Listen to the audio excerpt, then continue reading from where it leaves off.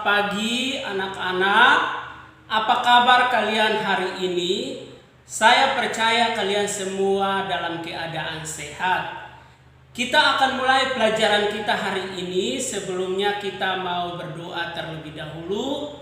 Kita berdoa, Tuhan Yesus, terima kasih untuk hari yang baru ini. Kami akan belajar, kiranya Tuhan memimpin kami dari awal, pertengahan, sampai akhir. Dalam nama Tuhan Yesus kami berdoa. Amin.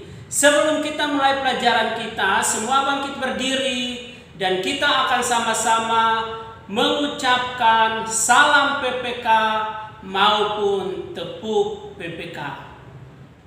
Baik anak-anak, kita akan masuk dalam materi pelajaran kita hari ini. Hari ini kita masuk pada buku tema yang kedua. Silahkan lihat bukunya.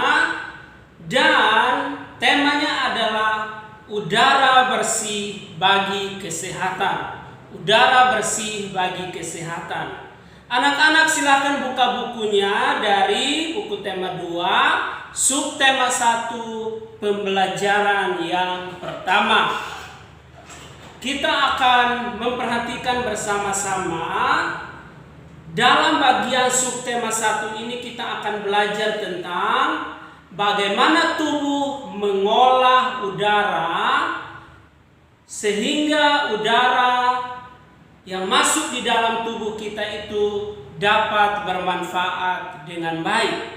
Anak-anak, udara sangat dibutuhkan oleh makhluk hidup, termasuk kita sebagai manusia.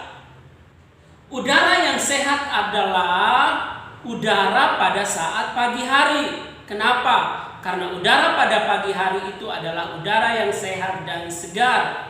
Sehingga ketika paru-paru kita menghirupnya, maka udara atau oksigen yang terhirup itu bisa membawa dampak yang sehat atau baik bagi organ tubuh kita.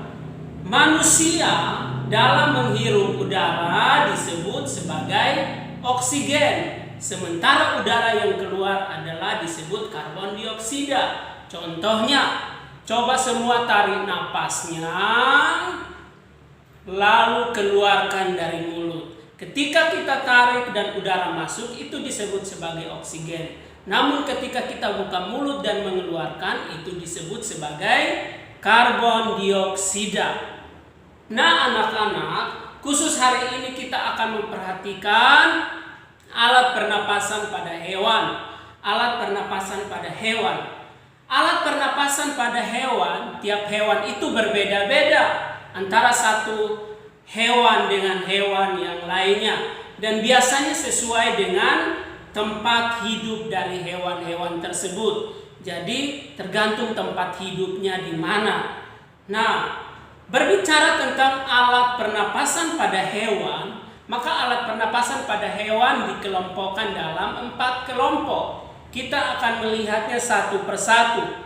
Yang pertama itu adalah pernapasan hewan dengan paru-paru atau hewan yang bernapas dengan paru-paru. Hewan yang bernapas dengan paru-paru dikelompokkan dalam 2 kelompok.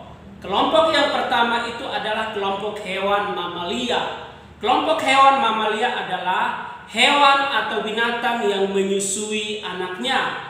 Dan biasanya hewan-hewan ini ada yang hidup di darat maupun hidup di air. Contoh hewan mamalia yang hidup di darat adalah sapi, gajah, kelinci, kambing, macan, kucing, dan lain-lain. Sementara contoh yang hidup di air adalah lumba-lumba, paus, singa laut, maupun anjing laut. Kelompok yang kedua adalah reptil.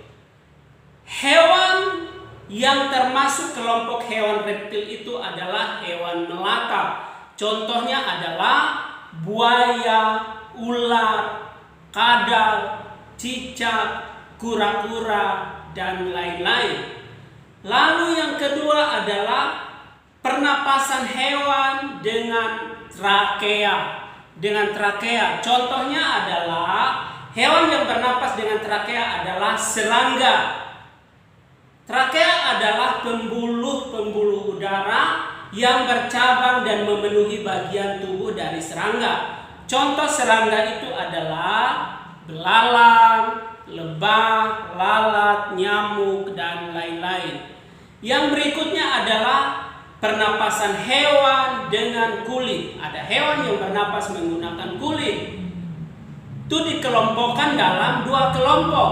Yang pertama adalah kelompok amfibi. Itu adalah hewan yang hidup di 2 alam, yakni darat maupun air. Contoh hewan itu adalah katak.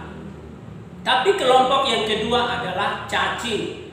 Cacing adalah salah satu hewan yang tidak mempunyai alat pernapasan khusus, tapi ia bernapas melalui permukaan kulitnya. Lalu yang berikutnya adalah pernapasan hewan dengan insang. Contoh hewan yang bernapas menggunakan insang adalah ikan. Jumlah insang pada ikan itu ada 4 pasang dan masing-masing terletak di bagian kanan maupun bagian kiri dari kepala ikan.